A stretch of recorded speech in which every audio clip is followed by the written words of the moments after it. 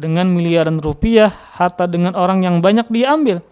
Maka sekalipun dia di penjara, taubatnya tidak diterima kecuali harta yang dia curi harus dikembalikan kepada rakyat.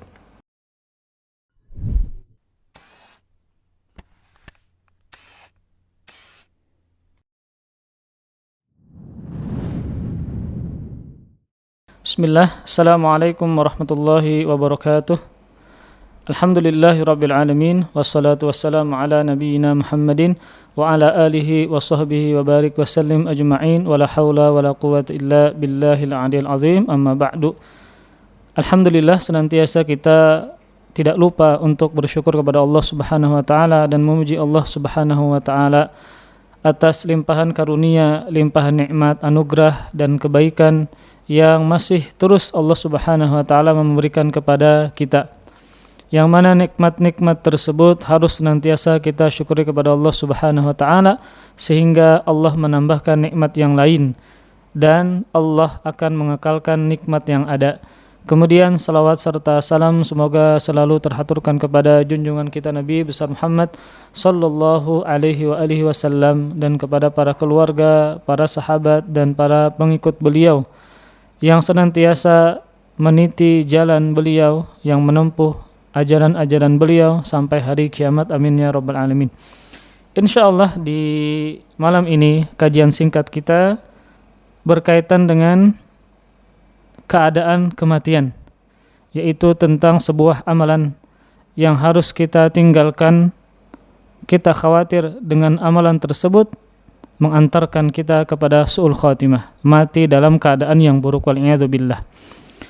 Sebagaimana yang telah kita ketahui dan banyaknya para asatidz, para ulama ya menjelaskan tentang kematian, bahwa kematian adalah rahasia Allah Subhanahu wa taala, bahwa dengan model apa kita meninggal kita pun juga tidak mengetahui, dan juga termasuk rahasia Allah Subhanahu wa taala kita tidak tahu meninggal di tempat mana, kota mana, kapan, kita tidak mengetahuinya. Yang hanya mengetahuinya adalah Allah Subhanahu wa taala.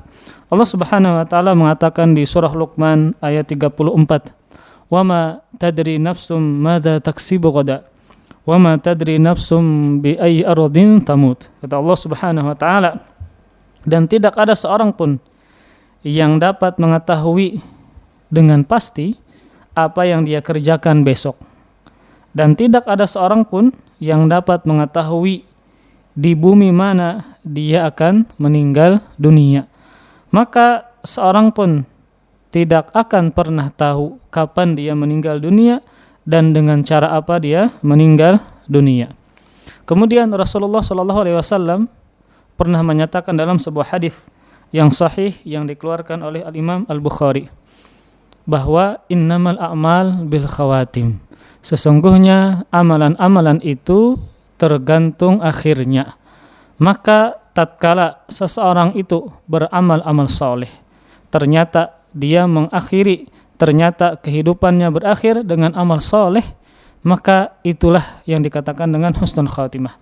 Kemudian sebaliknya, tatkala ada seseorang yang bermaksiat kepada Allah Subhanahu wa taala, membangkang terhadap perintah Allah Subhanahu wa taala, tidak salat misalnya, durhaka kepada orang tua misalnya, kemudian dia meninggal dunia dalam melanggar perintah Allah Subhanahu wa taala, maka dikatakan dia sebagai orang yang meninggal dalam keadaan su'ul khatimah.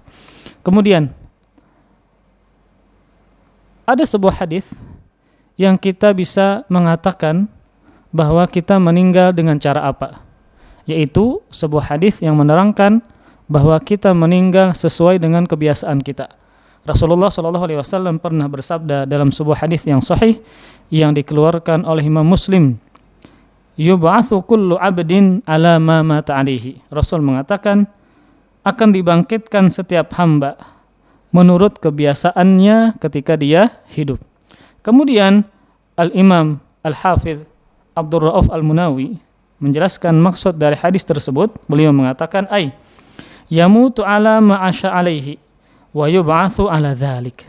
Dia meninggal atau dia akan diwafatkan sesuai dengan apa yang dia biasakan ketika hidup. Dan begitu pula dia akan dibangkitkan sesuai dengan kebiasaannya. Maka hadis ini menunjukkan bahwasanya sebagai gambaran bagaimana kita meninggal dunia sesuai dengan kebiasaan kita tatkala hidup. Maka ketika seseorang itu membiasakan hidupnya, ya, menghabiskan banyak waktunya untuk melanggar ketaatan, untuk bermaksiat kepada Allah Subhanahu wa taala, maka sangat besar kemungkinan dia meninggal dalam keadaan berbuat maksiat kepada Allah Subhanahu wa taala. Begitu pula dengan sebaliknya. Ketika dia berusaha menghabiskan waktunya, membiasakan dirinya untuk menjalankan ketaatan kepada Allah Subhanahu wa taala, dia membiasakan menuntut ilmu pagi, siang, petang, malam. Dia membiasakan dirinya beribadah kepada Allah, terlebih ibadah-ibadah yang lama waktunya, seperti misalnya berpuasa. Maka puasa adalah termasuk ibadah yang lama waktunya, ya, dari terbit fajar sampai tenggelam matahari.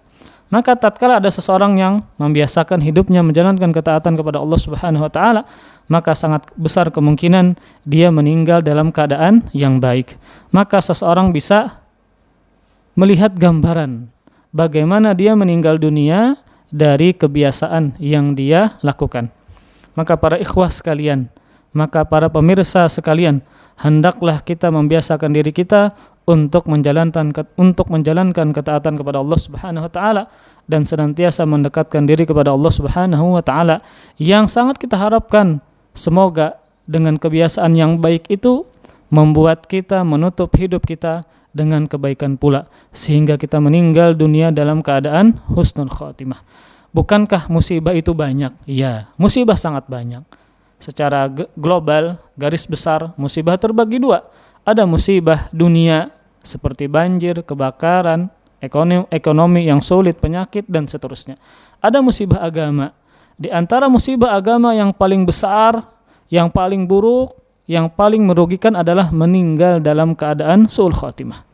Maka ini adalah musibah yang paling besar bagi seorang manusia, bagi seorang muslim, tatkala menutup dirinya dengan keburukan, tatkala menutup dirinya dengan bermaksiat kepada Allah Subhanahu wa taala. Entah meninggal dalam keadaan mendengarkan musik, entah meninggal dalam keadaan berzina, makan harta riba, ya, meninggal dalam keadaan joget, ya, meninggal dalam keadaan melihat film porno dan seterusnya. Maka kita saksikan banyak, ya, orang-orang yang meninggal dunia dalam keadaan su'ul khatimah. Maka inilah yang harus kita perhatikan, yang harus kita jaga. Memang benar, kehidupan kita sekarang, ya, terlebih ada COVID-19 ini terasa sulit, ya, serba sulit. Ekonomi sulit, ya, tidak bisa bergerak bebas, kemana-mana harus ini dan itu. Sesulit apapun hidup kita, tidak mengapa, asal jangan meninggal dalam keadaan su'ul khatimah. Ya, walaupun kita mendapatkan musibah yang bertubi-tubi, kesedihan yang mendalam, ya, begitu banyak musibah yang menimpa kita, tidak mengapa. Kalau kita sabar, maka menjadi ladang pahala untuk kita. Namun, jangan sampai kita menutup hidup kita dengan keburukan, dengan bermaksiat kepada Allah Subhanahu wa taala. Rasul mengatakan, wa innamal a'mal bil khawatim. Sesungguhnya amalan itu tergantung akhirnya. Kalau kita menutup hidup kita dengan amalan yang baik, maka hidup kita selanjutnya pun akan baik. Namun sebaliknya, ketika seseorang itu menutup hidupnya dengan keburukan, maka hidup setelahnya di alam akhirat pun akan mendapatkan keburukan yang begitu sangat merugikan. Kemudian para ikhwah sekalian, di antara hal-hal yang bisa mengantarkan seseorang agar kita membahas dulu bagaimana caranya mendapatkan husnul khatimah.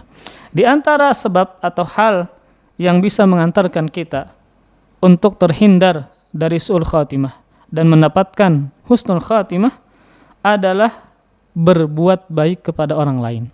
Maka berbuat baik kepada orang lain termasuk amalan untuk mendatangkan husnul khatimah, untuk menutup hidup kita dengan husnul khatimah. Perhatikan sebuah hadis yang dikeluarkan oleh Al-Imam At-Tabrani dalam kitabnya Mu'jamul Kabir dari sahabat Abu Umamah yang dinilai hasan oleh Syalbani. Rasulullah sallallahu alaihi wasallam bersabda, "Sana'iul ma'ruf taqi masari as-su." Kata Rasulullah sallallahu alaihi wasallam, berbuat baik kepada orang lain akan menghalangi dari kesudahan yang buruk. Perhatikan sabda Rasul, berbuat baik kepada orang lain akan menghalangi dari kesudahan yang buruk. Kemudian ada pertanyaan, apa yang dimaksud dengan kesudahan yang buruk? Ada dua makna yang disebutkan oleh para ulama.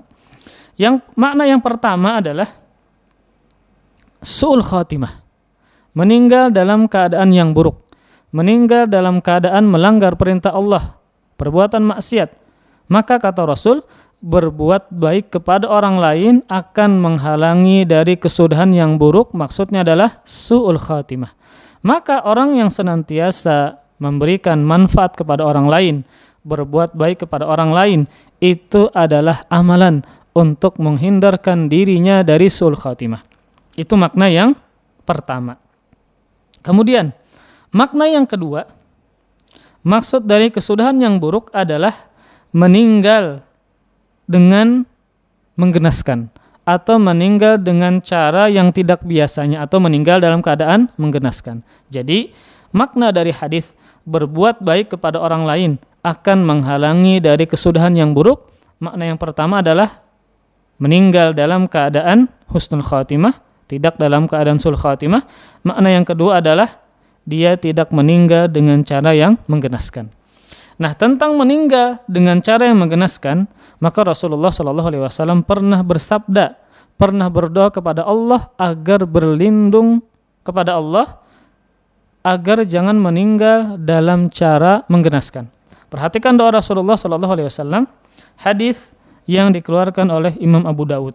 Rasulullah SAW berdoa, Allahumma inni a'udzubika minal hadam wa a'udzubika minat taraddi wa a'udzubika minal gharq wal haraq wal haram wa a'udzubika an yatakhabbatani asy-syaitan indal maut wa a'udzubika an amut fi sabilika mudbira wa a'udzubika an amuta ladiqa. Kata Rasulullah SAW, ya Allah, sungguh aku berlindung kepadamu dari tertimpa runtuhan. Ini menunjukkan tertimpa runtuhan adalah termasuk meninggal dengan cara yang menggenaskan. Karena meninggal dengan cara yang tidak terbiasa. Tidak biasa, yaitu meninggal dengan cara ditimpa reruntuhan. Yang kedua, dan aku berlindung kepadamu dari jatuh dari tempat yang tinggi. Dan aku berlindung kepadamu dari tenggelam dan terbakar dan dari pikun. Dan aku berlindung kepadamu, kata Rasul, agar jangan sampai syaitan menggelincirkanku ketika aku akan meninggal dunia. Ini adalah keadaan-keadaan yang Rasul SAW meminta perlindungan darinya agar jangan meninggal dengan cara yang ini. Entah meninggal dengan cara tertimpa runtuhan, meninggal dengan cara terjatuh dari tempat yang tinggi, ya, atau meninggal dengan cara tenggelam, terbakar, atau Rasul juga berlindung kepada Allah dari kepikunan dan juga berlindung dari syaitan yang menggelincirkan tatkala sebelum meninggal dunia. Entah misalnya, contohnya adalah ketika seseorang misalnya sakit, ya, sakit yang menghantarkan kepada kematiannya, kemudian syaitan membisikkan kepada dia agar berputus asa, ya, terhadap rahmat Allah Subhanahu wa taala, benci dengan kematian, ya, atau syaitan membuat dia meninggalkan salat, atau syaitan membuat dia menyalahkan takdir, kemudian dia meninggal dunia. Maka dia meninggal dunia dengan cara yang Allah Subhanahu wa taala benci, tidak suka. Dia tidak senang dengan kematian. Akhirnya apa? Tidak senang dengan bertemu dengan Allah Subhanahu wa taala. Maka inilah yang Rasul katakan berlindung dari meninggal dengan cara yang menggenaskan. Kemudian kita teruskan doanya. Kata Rasulullah SAW, dan aku berlindung kepadamu dari mati dalam keadaan lari dari medan pertempuran. Maka ini termasuk dosa besar. Ketika berperang kemudian lari dari medan peperangan. Maka Rasul berlindung dari meninggal, dari mati dengan cara lari dari peperangan. Kemudian kata Rasul, dan aku berlindung kepadamu dari mati karena tersengat binatang berbisa. Entah kalajengking, entah ular, entah laba-laba. Maka di dalam doa ini Rasulullah SAW berlindung kepada Allah dari mati dengan cara yang menggenaskan, entah tenggelam, terbakar, tertimpa runtuhan dan seterusnya. Maka perhatikan sabda Rasul yang tadi, bahwa berbuat baik kepada orang lain akan menghalangi dari kesudahan yang buruk, entah menghalangi dari meninggal dalam keadaan husnul khatimah atau meninggal dengan cara yang menggenaskan, sebagaimana sabda Rasulullah SAW dalam doanya yang kita sebutkan tadi. Nah, kemudian para ikhwah sekalian, maka inilah di antara perkara-perkara yang membuat kita meninggal dalam keadaan husnul khatimah dan terhindar dari su'ul khatimah, yaitu senantiasa memperbanyak untuk melakukan kebaikan kepada orang lain. Maka sabda Rasulullah SAW, "Sana'iul ma'ruf taqi masari as-su", berbuat baik kepada orang lain akan menghalangi dari kesudahan yang buruk. Maka perhatikan, Rasul mengatakan sana'iul ma'ruf, yaitu berbuat baik kepada orang lain. Maka intinya adalah segala perbuatan baik secara umum, entah apapun itu, berbuat baik dengan harta, berbuat baik dengan tenaga, dengan pikiran, entah apapun itu, maka dikatakan sebagai sana'iul ma'ruf, memberikan kebaikan kepada orang lain. Nah, kemudian ada pokok-pokok perbuatan baik yang disebutkan oleh Ummul Mukminin Khadijah binti Khuwailid kepada Rasulullah SAW. Tatkala Rasul ketakutan, tatkala beliau pertama kali bertemu dengan Jibril, Rasul khawatir itu adalah pertanda beliau ditimpakan keburukan ketika beliau pertama kali bertemu dengan Jibril alaihissalam. Kemudian Ummul Mukminin Khadijah mengatakan kepada Rasul dalam rangka untuk menenangkan hati beliau, menyebutkan keutamaan Rasul yang isinya adalah pokok-pokok perbuatan baik. Perhatikan perkataan Khadijah kepada Rasulullah SAW untuk menenangkan beliau. Dalam sebuah hadis yang sahih yang dikeluarkan oleh Imam Muslim, Ummul Mukminin Khadijah mengatakan, "Kallah abshir, fa wallah la yukhzikallahu abada, wallah innaka latasilur rahim wa tasduqul hadith wa tahmilul kalla wa tuqsibul ma'dum wa taqrid dhaifa wa tu'inu ala nawaibil haq." Kata Khadijah binti Khuwailid kepada Rasulullah untuk menenangkan Nabi, yang menyebutkan kebaikan Nabi, yang menyebutkan kebaikan-kebaikan yang Nabi pernah lakukan kepada orang lain. Kata Khadijah, sekali-kali tidak. Bergembiralah demi Allah, dia Allah tidak akan menghinakanmu selamanya. Jadi peristiwa Rasul bertemu dengan Jibril pertama kali, Rasul ketakutan sampai beliau menggigil, ya. Rasul mengira beliau ditimpakan kehinaan, keburukan. Kemudian kata Khadijah, sekali-kali tidak. Bergembiralah demi Allah, dia tidak akan menghinakanmu selamanya. Kemudian beliau bersumpah lagi, demi Allah, engkau adalah orang yang senantiasa menyambung silaturahim. Nah, ini kebaikan atau pokok kebaikan pertama yang disebutkan oleh Ummul Mukminin Khadijah adalah menyambung tali silaturahim. Dan menyambung tali silaturahim sebagaimana namanya silaturahim, silah itu menyambung. Rahim itu adalah ya rahim. Rahim itu adalah rahim, tempat keluarnya bayi. Itu menunjukkan bahwasanya silaturahim itu adalah menyambung tali kekerabatan, tali rahim. Tidak kepada teman, tidak kepada guru yang tidak memiliki kekerabatan. Jadi yang dinamakan dengan menyambung tali silaturahim adalah hanya kepada kerabat. Misalnya adik, kakak, ponakan, nenek, kakek, ya. Entah dengan memberikan harta, dengan mengunjungi, dengan membahagiakan mereka, maka disebut dengan silaturahim. Maka Rasulullah SAW adalah orang yang sebelum beliau diutus, Rasul adalah orang yang suka silaturahim kepada keluarganya, kepada kerabatnya. Maka itu adalah pokok kebaikan yang diberikan kepada kerabat, yaitu silaturahim. Kemudian juga kata Khadijah kepada Rasul, engkau senantiasa berkata jujur ketika berdagang, sukses. Kenapa? Karena beliau jujur. Kemudian engkau senantiasa membantu orang lain dengan tenaganya, dengan hartanya. Engkau suka memberikan kepada yang tidak mampu, dikasih pakaian, dikasih makanan. Engkau suka menjamu tamu. Rasulullah SAW suka menyambut tamunya, menjamu tamunya, dan selalu membela kebenaran. Maka di sini Ummul Mukminin Khadijah menyebutkan pokok-pokok kebaikan yang Rasul lakukan ketika itu, padahal Rasul belum diutus sebagai seorang nabi dan rasul. Rasul memiliki akhlak yang sangat mulia. Yang pertama adalah senantiasa silaturahim. Sebagaimana yang sering kita dengar dalam sebuah hadis yang sahih, bahwa orang yang silaturahim, dia akan diluaskan rizkinya dan akan dipanjangkan dan diberkahi umurnya. Kemudian beliau senantiasa berkata jujur ketika berdagang. Subhanallah, sukses yang akhirnya menghantarkan beliau kepada menikah dengan Khadijah.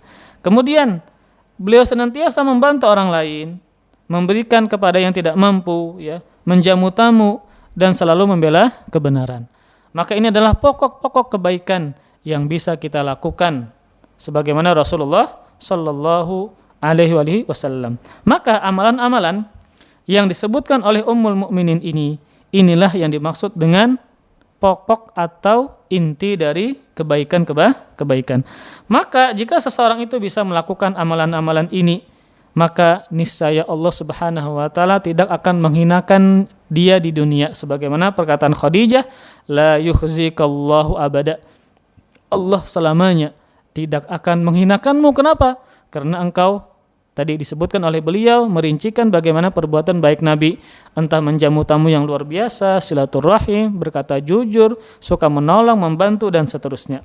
Maka tatkala ada seseorang yang berusaha melakukan amalan-amalan ini, maka Allah Subhanahu wa taala tidak akan menghinakan dia di dunia.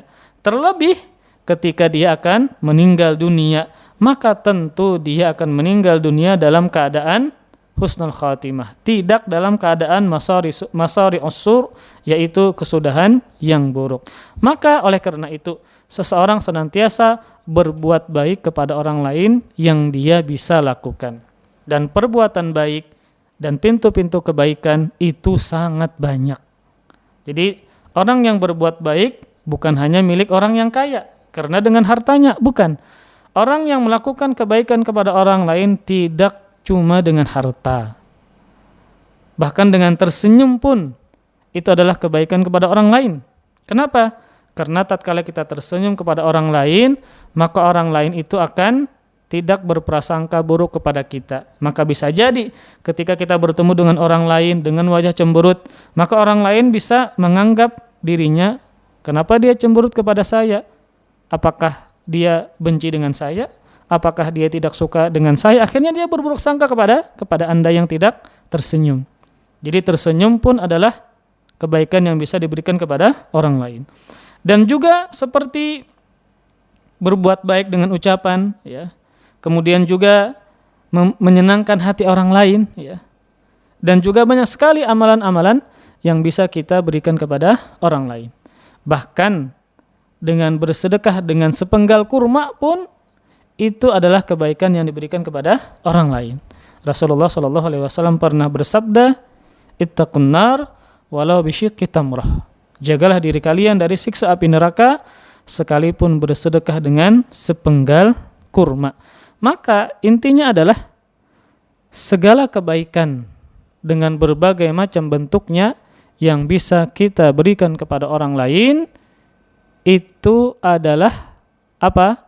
Adalah agar kita bisa menjaga diri kita dari meninggal dalam keadaan sul khatimah. Terlebih ya, ketika seseorang itu misalnya suka memberikan manfaat kepada orang lain, maka Rasul katakan dia sebagai orang yang terbaik.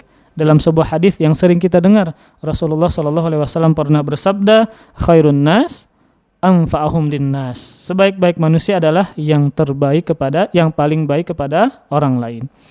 Dan juga sabda Rasulullah SAW bahwa kebaikan yang paling baik yang kita bisa berikan kepada orang lain adalah mengajarkan Al-Quran, mengajarkan ilmu agama.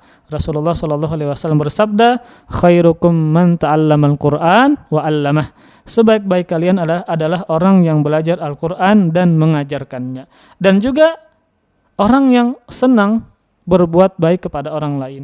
Terlebih misalnya moto hidup dia adalah dimanapun dia berada harus ada orang yang dia tolong, harus ada orang yang dia berikan kebaikan. Maka orang ini adalah orang yang diberkahi hidupnya, orang yang senantiasa hidupnya diberkahi Allah Subhanahu wa taala.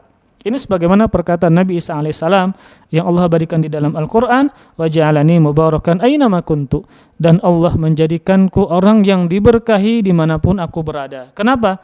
Karena dimanapun beliau berada, beliau suka memberikan kebaikan kepada orang lain.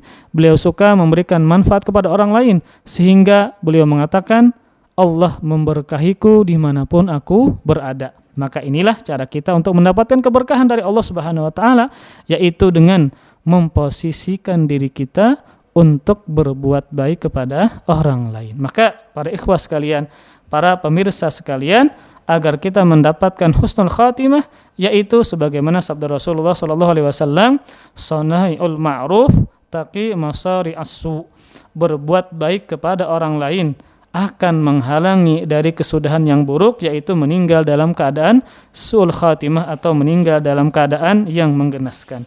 Nah, maka apa amalan yang membuat seseorang mati dalam keadaan su'ul khatimah? Maka pemahaman sebaliknya dari hadis tadi, kan hadis menyatakan orang yang berbuat baik kepada orang lain akan menghalangi dia dari kesudahan yang buruk, yaitu meninggal dalam keadaan su'ul khatimah.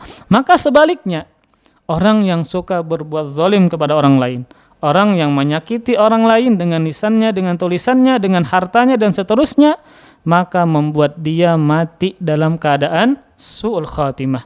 Maka ini yang disebut dengan mafhum mukhalafah, pemahaman sebaliknya dari hadis tadi, yaitu orang yang suka berbuat zalim kepada orang lain, maka dikhawatirkan kepada dia ditimpakan mati dalam keadaan su'ul khatimah. Maka para ikhwah, berhati-hatilah di zaman sekarang. Berhati-hatilah di zaman yang terkadang ada orang yang suka menghina orang lain, dan orang lain ini tidak tahu siapa yang menghina dia. Karena dia memiliki medsos dengan akun palsu yang bukan namanya, sehingga dia bebas untuk mencela, menzalimi, menghina, merendahkan orang lain. Maka hati-hati terhadap ucapan kita dan tulisan kita. Maka perbuatan zalim, ya, itu bukan cuma mengambil harta orang lain, ya, bukan cuma melukai fisik, bahkan dengan melukai hati dan perasaan itu juga disebut dengan perbuatan zalim. Jadi perbuatan zalim itu didasari dengan 3 hal. Yang pertama adalah mengambil harta. Nah, maka ini adalah kezaliman yang berkaitan dengan orang lain, ya. Wal'iyadzubillah, misalnya ada seseorang yang mengambil harta rakyat, subhanallah, dengan miliaran rupiah, harta dengan orang yang banyak diambil. Maka sekalipun dia di penjara, taubatnya tidak diterima kecuali harta yang dia curi harus dikembalikan kepada rakyat. Itu skala besar. Skala kecil, maling misalnya. Maka dia bertobat kepada Allah, menyesal, tidak mengulangi, ya, maka tidak cukup kecuali harta yang dia curi harus dikembalikan. Jadi perbuatan zalim itu bermuara pada 3 hal. Yang pertama adalah mengambil harta. Yang kedua adalah melukai fisik, memukul, ya, menendang, ya. Kemudian apalah intinya, ya. Ketika main bola sengaja menendang misalnya. Nah, ini hati-hati. Itu adalah perbuatan zalim. Kemudian yang ketiga adalah melukai hati orang lain atau merusak kehormatan orang lain. Maka kezaliman itu bermuara pada 3 hal. 1 berkaitan dengan harta, 2 berkaitan dengan fisik, 3 berkaitan dengan harga diri. Ini sesuai dengan sabda Rasulullah SAW, hadis yang sahih yang dikeluarkan oleh Imam Muslim. Rasul bersabda, "Fa inna dima'akum wa amwalakum wa a'radakum haramun alaikum." Sungguh darah kalian dan harta kalian dan kehormatan kalian adalah haram, tidak boleh dilanggar atas diri kalian. Maka dari hadis ini kita bisa simpulkan bahwa objek kezaliman ada 3. 1 berkaitan dengan harta. Harta bukan cuma duit, bukan cuma emas, bukan cuma perak. Baju termasuk harta. Makanan termasuk harta. Ketika dicuri, maka harus dikembalikan. Atau seandainya dia tidak mengembalikan, maka minta maaf. Kalau tidak, minta dihalalkan. Ketika korbannya tidak mau, wajib dikembalikan. Maka berhati-hatilah terhadap harta orang lain. Jangan sampai dia meninggal dunia, ternyata dia tidak sempat untuk mengembalikan harta yang dia curi. Entah di zaman sekarang, subhanallah ya. Terkadang bukan cuma masalah yang ringan yang dicuri ya. Masalah yang besar, harta yang besar seperti tanah. Nah, ini banyak sekali di zaman sekarang. Bermodalkan surat, dia miliki, padahal sudah dijual kepada orang lain, akhirnya dia menang di pengadilan. Padahal dia tahu bahwa itu bukan milik dia. Akhirnya apa? Dia mengambil tanah milik orang lain. Ini adalah harta yang besar. Di zaman sekarang subhanallah ya, sengketa tanah, sengketa ini dan itu macam-macam. Maka berhati-hati terhadap harta orang lain. Kemudian objek yang kedua adalah berkaitan dengan fisik, melukai, ya, menonjok, menampar, ya. Sekalipun akhirnya dia masuk penjara karena pernah memukul misalnya, namun hukum Allah belum tertunaikan. Dalam artian dia harus meminta maaf, ya, karena pernah memukul. Sekalipun dia masuk penjara, itu belum terselesaikan di sisi Allah Subhanahu wa taala. Harus minta maaf dulu. Kemudian yang ketiga adalah berkaitan dengan objek harga diri. Ya, maka ini sangat banyak di zaman sekarang. Di zaman sekarang tidak berani mukul, namun beraninya apa? Menghina, ya, menggibah, ya. Kemudian memberi gelar dengan gelar yang buruk, ya. Di media sosial begitu banyak, ya. Jadi sebagaimana yang kita telah sebutkan tadi bahwa kalau kita ingin mendapatkan husnul khatimah, mati dalam keadaan yang baik adalah sebagaimana sabda Rasulullah sallallahu alaihi wasallam, "Sanai'ul ma'ruf taqi masari as-su." Berbuat baik kepada orang lain akan menghalangi dari kesudahan yang buruk. Di antara maknanya adalah meninggal dalam keadaan su'ul khatimah. Maka pemahaman sebaliknya, amalan yang menghantarkan kepada su'ul khatimah adalah berbuat zalim kepada orang lain. Ya. Maka berbuat zalim kepada orang lain, sebagaimana hadis Nabi yang kita sampaikan tadi, bermuara pada 3 hal. Pertama berkaitan dengan harta, yang kedua berkaitan dengan fisik, melukai, memukul dan seterusnya, yang ketiga berkaitan dengan harga diri. Ya, maka 3 hal ini adalah kezaliman yang berkaitan dengan orang lain. Maka keburukannya meliputi dunia dan akhirat.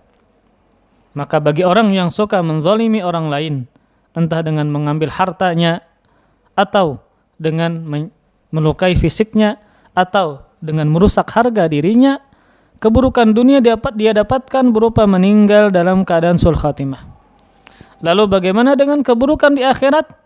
Maka dia bisa menjadi orang yang muflis. Apa maksudnya? Orang yang bangkrut di akhirat. Bukan bangkrut di dunia, kehabisan harta, bukan. Namun di akhirat, karena menzalimi orang lain ini tidak redha, tidak menghalalkan dia, ingin menuntut balas di sisi Allah, maka pahalanya akan diambil orang lain. Maka ini adalah kerugian yang sangat besar.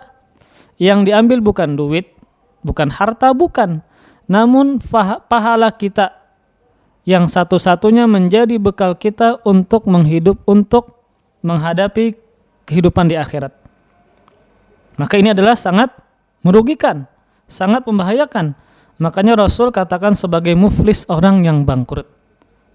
Nah, ternyata dia di dunia menzalimi orang lain, ya, entah dengan memukul, kemudian mengambil harta orang lain, ya, syatam, mencaci maki orang lain, ya. Maka orang yang menzalimi orang lain, keburukannya, kerugiannya meliputi dunia dan akhirat. Di dunia dia menutup hidupnya dengan su'ul khatimah, sedangkan dia di akhirat menjadi orang yang muflis, bangkrut karena pahalanya diambil oleh orang lain. Maka perbuatan amal saleh yang dia kerjakan seakan-akan itu untuk orang lain, lain. Ya. Maka kalau kita beramal saleh dijaga, jangan sampai hilang karena perbuatan syirik misalnya, atau jangan sampai diambil orang lain karena menzalimi orang lain. Memang kita diperintahkan oleh Allah Subhanahu wa taala untuk memperbanyak amal saleh kita. Namun Allah juga menyuruh kita untuk menjaga amal saleh kita.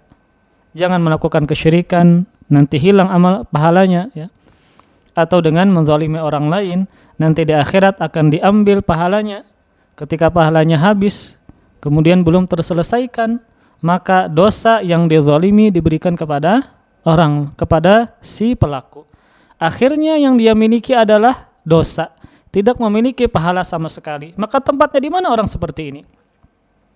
Maka ini adalah kerugian yang sangat besar ketika kezaliman itu berkaitan dengan orang lain. Makanya Al-Imam Sufyan Ats-Tsauri pernah mengatakan, "In laqitallaha bisab'ina dzamban fima bainaka wa bainahu ta'ala ahwanu 'alaika min an talqahu bi dzambin wahid fima bainaka wa bainal ibad." Kata Imam Sufyan Ats-Tsauri, jika engkau bertemu dengan Allah dengan membawa 70 dosa, yang dosa ini antaramu dengan Allah Subhanahu wa taala, maka itu lebih ringan dibandingkan engkau bertemu dengan Allah dengan membawa satu dosa yang dosanya ini berkaitan antara engkau dengan hamba-hamba. Ketika kita berdosa kepada Allah, Allah Maha Pengampun. Ya, Allah tidak menghilangkan pahala kita, Allah tidak mengambil pahala kita. Ya, Allah Maha Pengampun. Berbeda dengan manusia. Satu kezaliman saja, maka manusia akan menuntut, akan mengambil pahala engkau. Ketika apa? Dia tidak memaafkan.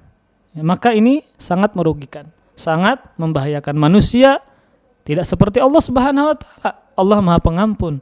Sedangkan manusia ada yang memaafkan dan ada yang tidak memaafkan. Maka yang tidak memaafkan ini yang harus kita hati-hati. Makanya di zaman sekarang, ya, yang begitu mudah media sosial, yang terkadang kita tidak berani memukul orang secara langsung, menghina orang secara langsung, nggak berani. Namun kita berani dari belakang, dalam artian dengan membuat akun palsu, ya, bukan nama kita, sehingga kita bebas untuk melakukan penghinaan kepada orang lain, menggibah orang lain, menggibah pemerintah, penguasa, menggibah para ulama, ya, menggibah orang-orang muslim. Maka hati-hati dengan media sosial yang kita miliki.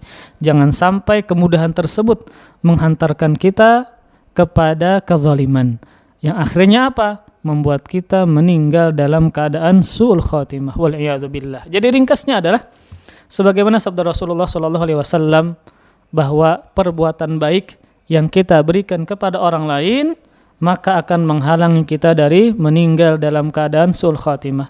Dan pemahaman sebaliknya, ketika seseorang suka berbuat zalim kepada orang lain, maka menghantarkan dia untuk mati dalam keadaan su'ul khatimah. Dan kita meminta kepada Allah Subhanahu wa taala, kita berdoa kepada Allah Subhanahu wa taala agar Allah menjadikan kita orang yang suka memberikan kebaikan kepada orang lain dan menjauhkan kita dari sifat-sifat kezaliman, menjauhkan kita dan tidak menjadikan kita orang-orang yang zalim, sehingga bangkrut dunia dan akhirat. Amin ya rabbal alamin. Sekian, semoga yang sedikit ini bisa bermanfaat untuk kita dan mudah-mudahan kita meninggal dalam keadaan husnul khatimah. Amin ya rabbal alamin. Kita tutup dengan kafaratul majlis. Subhanakallahumma bihamdik asyhadu an la ilaha illa anta astaghfiruka wa atubu ilaik. Assalamualaikum warahmatullahi wabarakatuh. Terima kasih. Jazakumullah khairan wa barakallahu fikum. Video ini dibuat atas partisipasi dari donasi Anda. Semoga menjadi amal jariah bagi Anda semuanya.